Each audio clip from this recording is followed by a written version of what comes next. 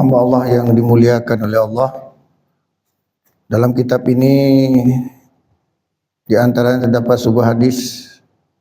Ini hadis terakhir dari bab ini setelah sebelumnya kita membahas yang terdahulu.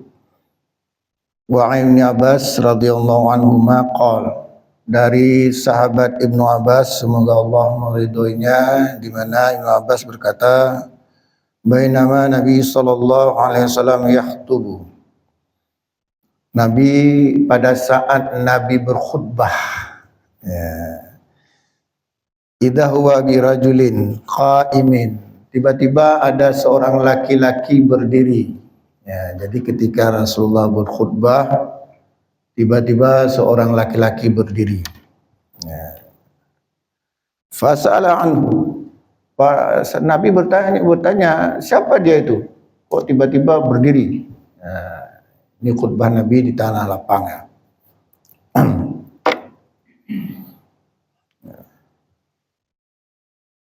Abu Israil nadara ayyakuma fi syams wala ya'uda wala yastadilla wala yatakallama wa yasuma. Nah, rupanya sahabat yang berdiri tadi namanya Abu Israil. Namanya siapa? Abu Israil. Nadara, dia bernadar. Apa nadarnya? Ayyakuma fi syamsi, dia bernazar ingin berdiri di tengah matahari. Ingin berdiri di tengah matahari. Nah, berdiri di tengah matahari.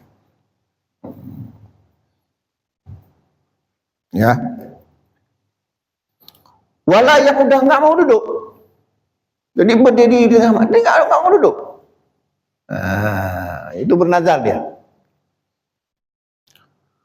Wala yastadilla, dan tidak mau pakai payung, nggak mau berlindung. Wah, pokoknya ingin menunjukkan taatlah, hebat itu. Jadi berdiri di tengah matahari, terus nggak mau duduk, nggak mau pakai payung. Nah, kalau sekarang payung, pokoknya nggak mau perlindungan. Wala yatakallama, nggak mau ngomong juga.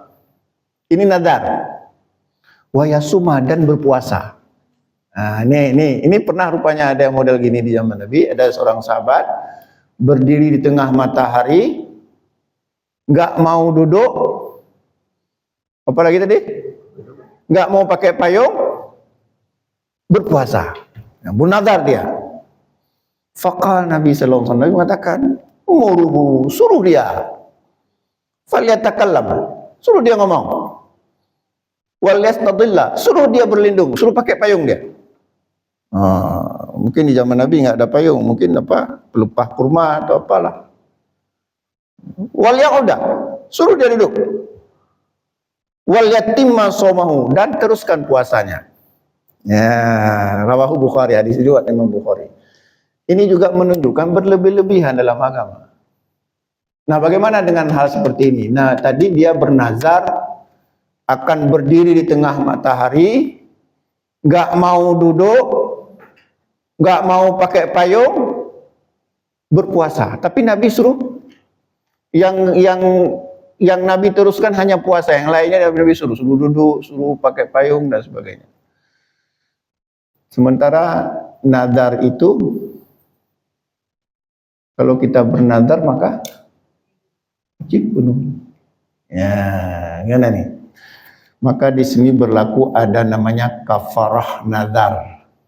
Nah, jadi kalau misalnya ada orang, saya bernadar, jika anakku lulus ujian, saya akan nikahkan anak saya dengan siapa misalnya? Dengan Syekh Fulan. Rupanya Syekh itu sudah punya istri, sudah tua lagi. Enggak jadi misalnya. Itu boleh, enggak usah dipenuhi tapi diganti dengan kafarah. Nah, karena la ta'ata fi maksiatillah, tidak boleh taat dalam bermaksiat kepada Allah. Nah, ya tidak boleh. Cuman kalau dengan Syekh tadi mungkin bukan maksiat ya, tapi nggak pantas, nggak Atau kalau saya lulus ujian, saya bernazar akan merokok komando. Jika anak saya lulus ujian, saya akan merokok komando. Nah, itu boleh nggak dipenuhi? Padahal itu bernazar itu. Kan nggak boleh dipenuhi. Ganti dengan kafarah. Bagaimana kafarahnya? Kata Nabi, kafaratul nadri, kafaratul yamin. Ya. Kafarah nazar itu adalah kafarah sumpah. Apa kata Nabi? Nah, ini hadis dari Uqbah bin Amir, sahabat Uqbah bin Amir, kata Nabi, qala Nabi sallallahu alaihi wasallam, Rasulullah Nabi sallallahu alaihi wasallam bersabda, kafaratul nadri, nazar, kafaratul yamin. Kafarahnya nazar itu adalah kafarah sumpah. Kafarah sumpah, hadis dari Imam Muslim. Bagaimana kafarah sumpah? Nah, itu Allah sebutkan secara jelas dalam surat Al-Maidah ayat 89. Ya. Jadi kafarah sumpah itu Allah sebutkan dalam surat Al-Maidah 89. Bagaimana bunyinya? La yu'akhidhukumullah billaghwi fi aymanikum walakin yu'akhidhu bima aqadtumul aymana. Fakafaratuhu ya it'amu asyrati masakina min awsati ma tut'imuna ahlikum wa kiswatuhum, terus tahriru raqabah fa illam yajid atau fa illam yastati, fa illam yajid fasiyamu salasati ayyam. Itu dia. Apa artinya? Allah tidak menghukum kamu jika kamu bersumpah main-main. Kalau sumpah main-main, sumpah main. Allah tidak menghukumi kamu apa? Dengan sumpah main-main. Bagaimana sumpah main-main? Kan ini tumpah boleh, nyo murah harga dia. Tumpahnya ori. Gimana aja? Nah, sini sedikit sumpah.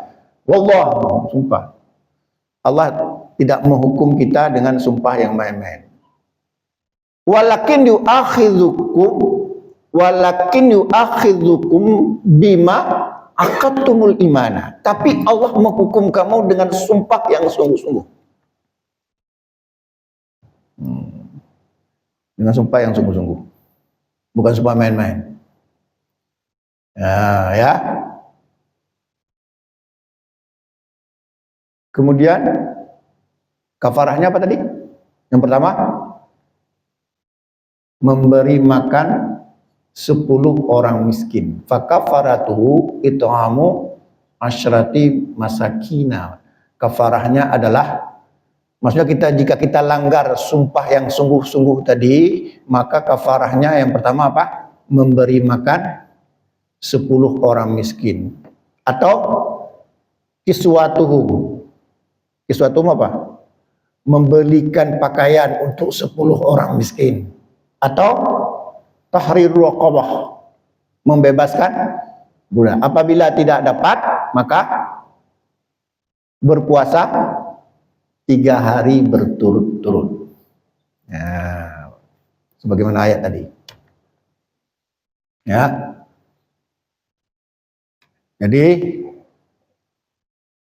Jadi fa'ilam yajid fasyama salasati ayam. Nah, yang mana kita pilih? Yang mana kita pilih? Kan bisa aja kita bernazar yang enggak kan?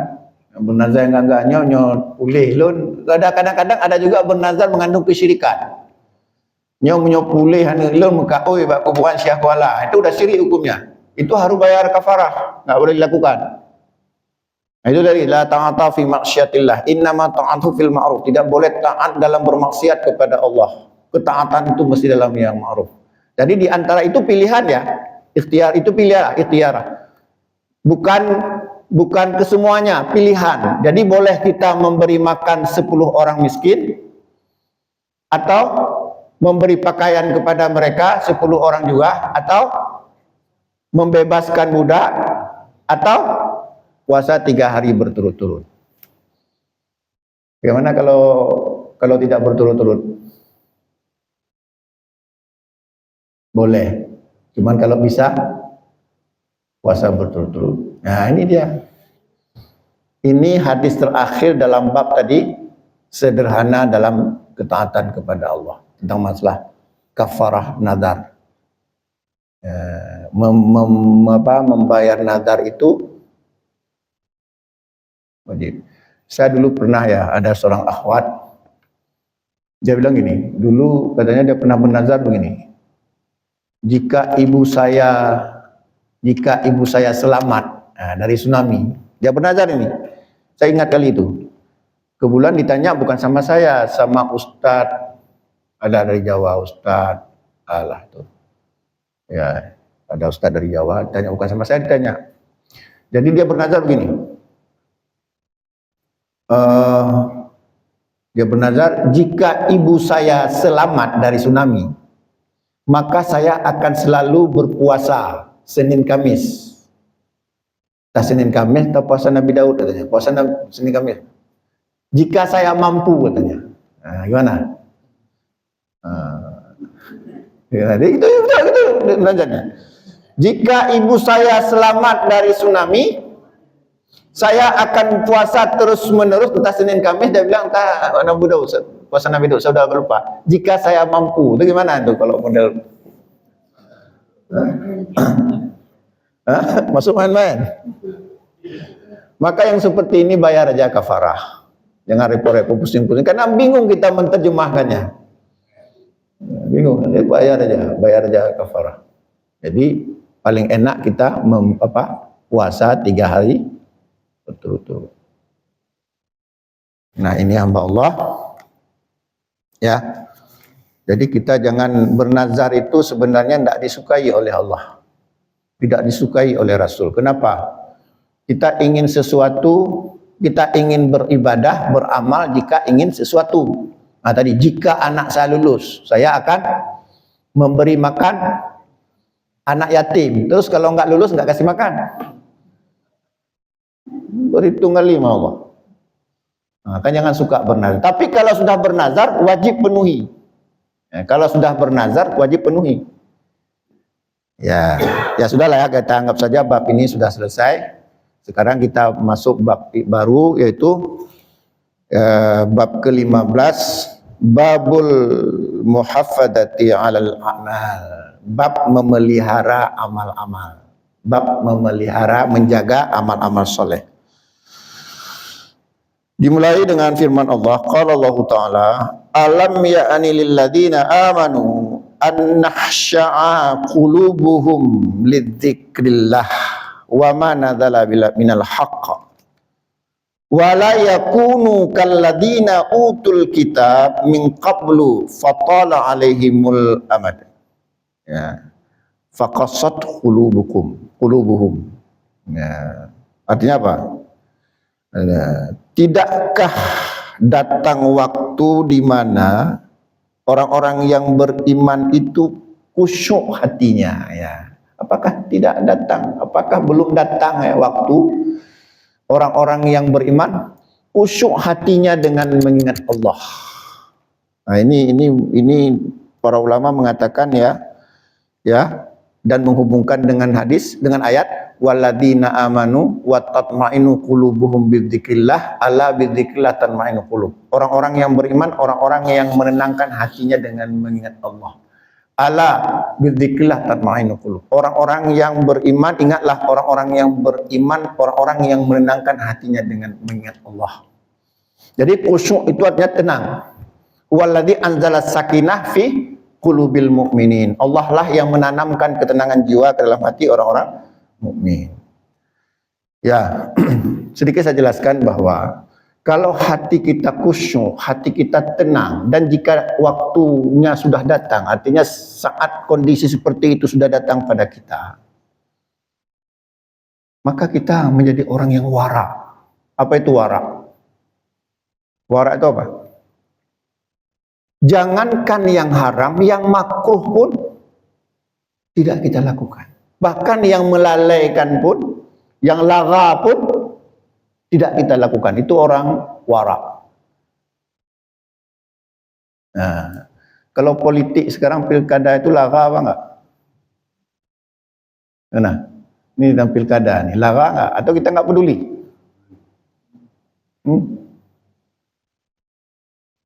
Gimana? Kalau orang yang khusyuk hatinya dia wara. Nah, sekarang kita dihadapi misalnya ini, maaf ya, kita hubungkan sedikit dengan pilkada ini. Gimana, itu masuk lagha atau enggak? Kita memilih atau tidak memilih? Ya, sedikit saya jelaskan ya hamba Allah. Dalam Islam itu, pimpinan itu amanah. Maka orang yang hatinya wara, hatinya penuh dengan kekhusyukan, dianggap jabatan atau pimpinan itu amanah. Sangat terkenal hadis dari Abu Dzar. Masih ingat Abu Dzar, hadis Abu Dzar yang diriwayatkan oleh Imam Muslim. Abu Dzar sendiri mengatakan, "Qultu ya Rasulullah."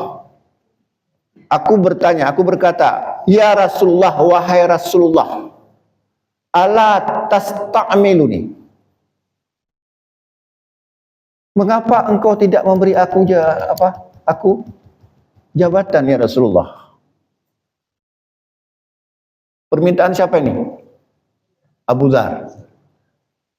Ala tasta'miluni, ya Rasulullah, ala tasta'miluni. Wahai Rasulullah, kenapa engkau tidak memberikan aku jabatan?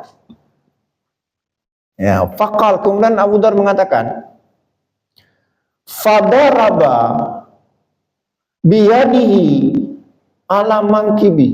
Kemudian Rasulullah menepuk pundakku. Ya, menepuk pundakku. Faqal, summa qala, kemudian Rasulullah bersabda, ya Abu Dzar, wahai Abu Dzar, innaka dha'ifun, kamu itu lemah. Kamu itu lemah. Ya. Wa innaha amanatun. Sesungguhnya jabatan itu amanah. Wa innaha yaumal qiyamah khisyun wa nadamatun. Sesungguhnya jabatan itu, kepemimpinan itu kadang-kadang di hari kiamat itu menjadi kehinaan dan penyesalan. Illa man khadaha bihaqqiha, kecuali orang yang memang pantas mendapat kepemimpinan. Ya, kecuali orang yang pantas mendapat kepemimpinan. Wa adalladzi alaihi fiha, yang kemudian menegakkan keadilan di dalamnya. Jadi kalau kita lihat hadis Abu Dzar ini, kepemimpinan itu amanah yang kadang-kadang menjadi penyesalan di hari akhirat. Kullukum ra'in wa kullukum mas'ulun an ra'iyati. Setiap kamu adalah pemimpin dan setiap pemimpin akan diminta pertanggungjawaban. Nah, ada hadis lain yang diriwayatkan oleh Imam Bukhari dari Abu Musa. Nah, jadi kata Abu Musa radhiyallahu anhu, dakhaltu ala Nabi sallallahu alaihi wasallam. Aku mendatangi Nabi sallallahu alaihi wasallam. Ana wa rajulani min qaumi. Aku bersama dua orang laki-laki dari kaumku menghadap Rasulullah. Faqala ahadur rajulaini. Kemudian salah seorang dari dua kawanku tadi dia berkata, meminta kepada Rasulullah, amirna ya Rasulullah, berilah aku jabatan wahai Rasulullah. Wakal al-akharu, dan satu orang lagi juga mengatakan mislahu, seperti itu, minta jabatan. Apa jawaban Nabi? Inna lanuwalli hada man sa'alahu. Kami tidak memberi jabatan kepada orang yang meminta. Itu jawaban Nabi. Inna lanuwalli hada man sa'alahu wa man harasa alaihi.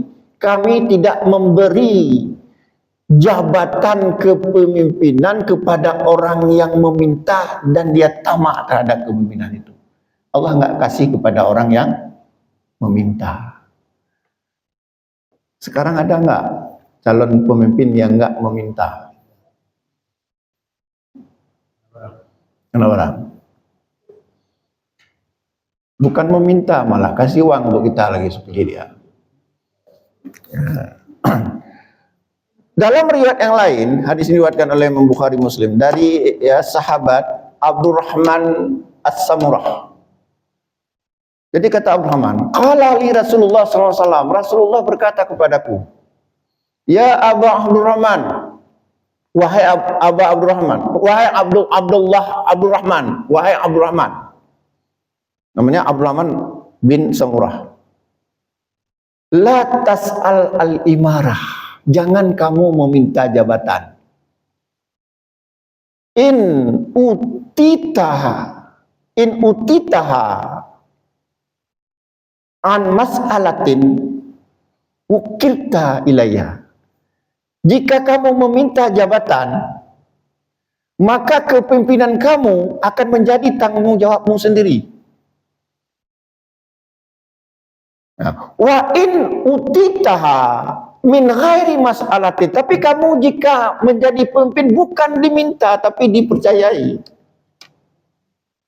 mu'inta alaihi, maka orang lain akan menolongmu. Apa maksudnya itu? Kalau kita meminta jabatan, misalnya dari ketua apalah misalnya, ketika terjadi masalah, orang pasti menyalahkan kita. Janganlah ilake pimpinannya anda mampu diurus. Kenapa orang ngomong kayak gitu? Karena dia meminta. Lembuh pilih lembuh jadi ketua. Ketika saya gagal, orang bilang apa? Ya, cok lah. 4 lama cok urus. Tapi kalau kita tidak meminta, diamanahkan, ketika terjadi masalah, orang akan membantu kita. Sekarang pertanyaannya, mana ada sekarang kepemimpinan yang enggak diminta? Nah, bagaimana kalau kita benci dengan pemimpin? Gimana? Apakah kita harus kudeta dia? Gimana? Apa demo? Gimana? Kata Nabi, man kariha min amirihi syai'a falyasbir alaihi. Jika kamu benci kepada pemimpin terhadap sesuatu, maka bersabar dulu. Maka kamu bersabar, jangan sikit-sikit kudeta, jangan sedikit demo, nanti akhirnya kerusakan lebih besar dari manfaatnya. Kadang-kadang nggak ada yang ada ditangkap, ya kerusakannya lebih besar. Allah juga berfirman dalam surat As-Sajdah ayat 24, wa ja'alna minkum a'immatan yahdina. Bagaimana? Wa ja'alna minkum a'immatan yahduna bi amrina lamma sabaru. Kata Allah, akan kami jadikan di antara kamu pemimpin-pemimpin yang akan memimpin dengan tuntunan kami, kata Allah, jika rakyatnya bersabar. Cuman masalahnya sejauh mana bersabar? Nah, ini yang jadi pembahasan. Sejauh mana bersabar? Sabar-sabar terus, kadang-kadang enak kali umat Islam tuh, pokoknya bersabar, beratus-ratus tahun bersabar. Akhirnya kepala kita diinjak, bersabar. Bukan seperti itu. Tapi bukan berarti harus demo sana demo sini ya, kayak kerusakannya lebih besar, enggak seperti itu juga. Makanya Allah mengatakan wa ja'alnakum wa kadzalika ja'alnakum ummatan wassata. Demikianlah kami jadikan kamu umat pertengahan. Dalam hal ini kita bersikap pertengahan. Tidak lantas kita diperbudak oleh kepemimpinan, karena bersabar-sabar terus, cokeh telinga sabar, tarik kuping bersabar, tarik jenggot bersabar, mati dalam keadaan sabar. Itu enggak betul juga. Tapi salah kaprah, demo sana demo sini, kadang-kadang salat juga tinggal, terjadi kerusakan yang tanpa sadar membuka pintu-pintu syaitan, kadang-kadang diboncengi oleh orang-orang tertentu, kerusakannya, mudaratnya lebih besar.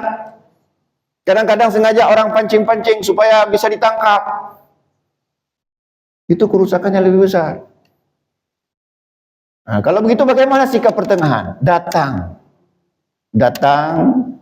ke penguasa, nasihati, kumpulkan umat Islam, tingkatkan ketakwaan. Kalau umat sudah sadar bagaimana memilih pemimpin, terpilih enggak yang tadi yang sogok-sogok tadi? Coba kalau kita buat kita bina seluruh masyarakat, kita katakan bahwa menerima sogokan itu haram. Ar-rashi wal murtashi finnar. Yang menyogok dan yang disogok itu tempatnya adalah neraka. Lantas kemudian masyarakat paham, masyarakat terbina, masyarakat tahu mana yang hak, mana yang batil. Terpilih enggak model-model seperti itu? Terpilih. Sekarang masalahnya enggak ada yang bina di kampung-kampung. Ya. Jadi kita lanjutkan ayat ini sedikit lagi. Ya, jadi Allah berfirman, alam ya'ni lil ladzina amanu an nakhsha qulubuhum lidzikrillah wa ma nazala minal haqq wa la yakunu kal ladzina utul kitab min qablu. Ya.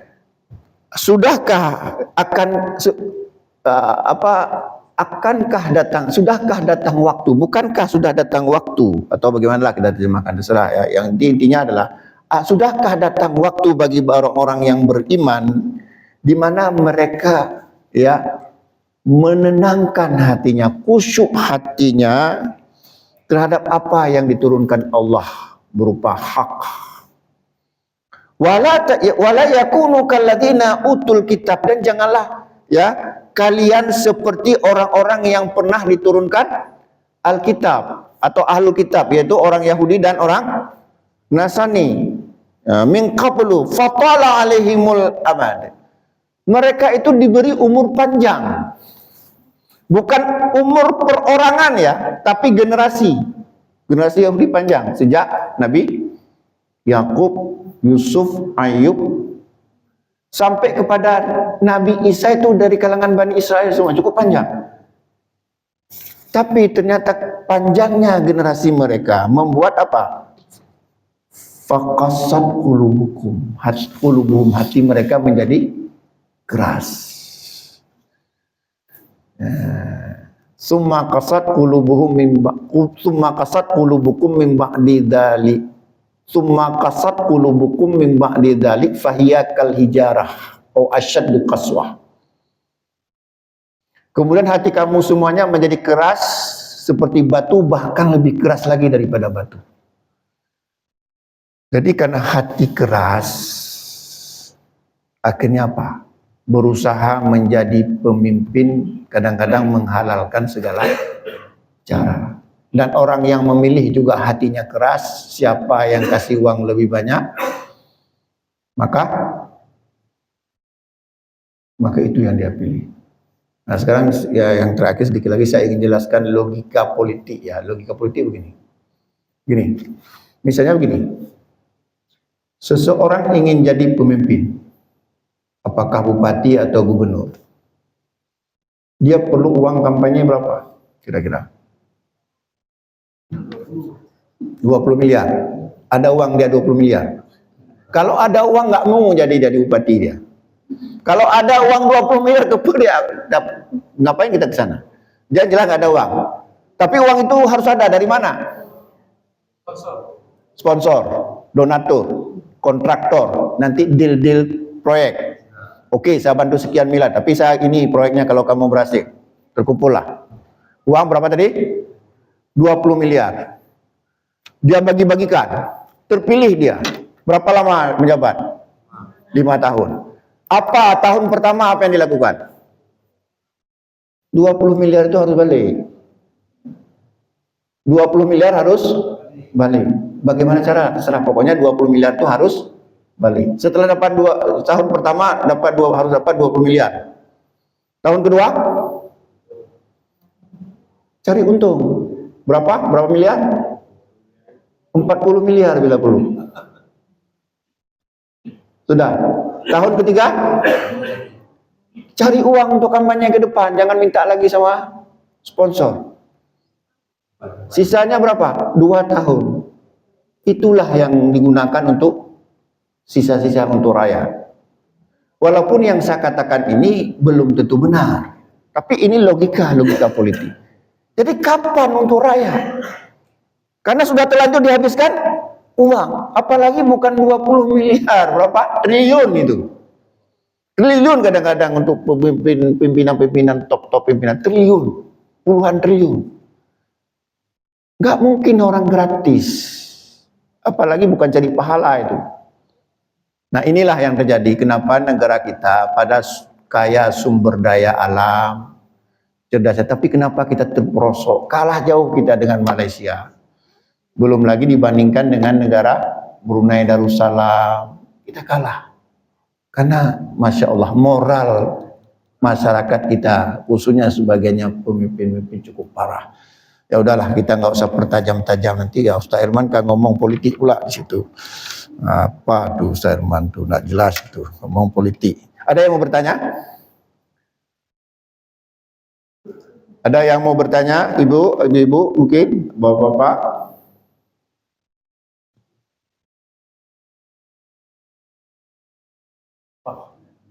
Pas ya? Ya. Kalau pas, kita akhiri. Apa? Oh, sambung sekali lagi? Oh, masih. Ada yang bertanya? Bapak mau bertanya? Udah pas. Ya. Sedikit ya. Di dunia ini ada 4 model manusia. Udah pernah saya jelaskan nggak?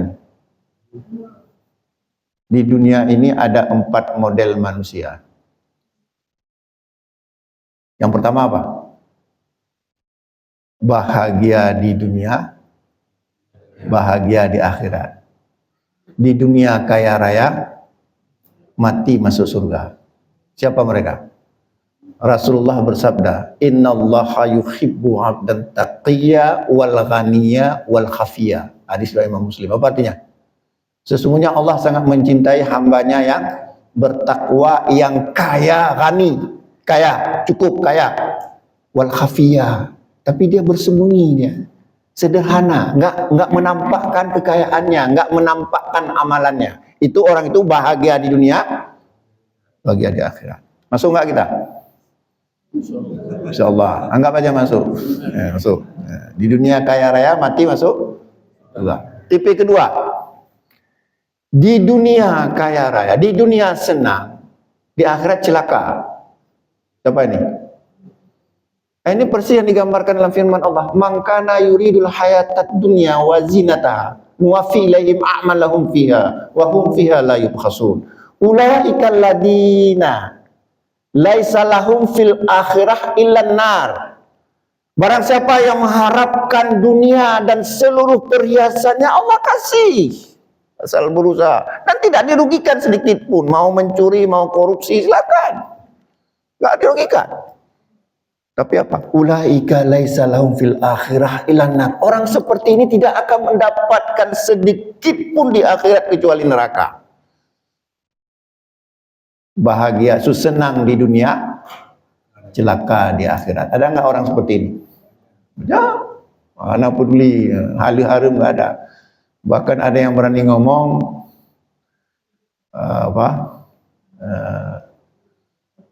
munyo anak kaya ali. Jadi ketika dapat jabatan ngomong munyo anak kaya. Yang ketiga siapa? Menderita di dunia. Enggak, menderita di dunia, bahagia di akhirat. Ini siapa? Orang yang sabar. Sabar dalam apa? Bersabar dalam menghadapi musibah, cobaan. Ma yazalul bala bil mu'mini wal mu'mina fi nafsihi wa waladihi wa mali hatta yalqallah wa ma alaihi khati'atun. Senantiasa musibah, penderitaan menimpa seorang mukmin atau mukminah, di mana musibah itu menimpa dirinya, sakit, atau musibah itu menimpa anak-anaknya, keluarganya, atau musibah itu menimpa hartanya, terus menerus menderita dunia ini. Hatta yalqallah, hingga orang seperti ini bertemu dengan Allah. meninggal dunia wa ma alaihi khati'atun, tidak ada dosa lagi sedikit pun. Bahagia enggak di akhirat? Bahagia. Yang terakhir, nah ini yang gawat nih.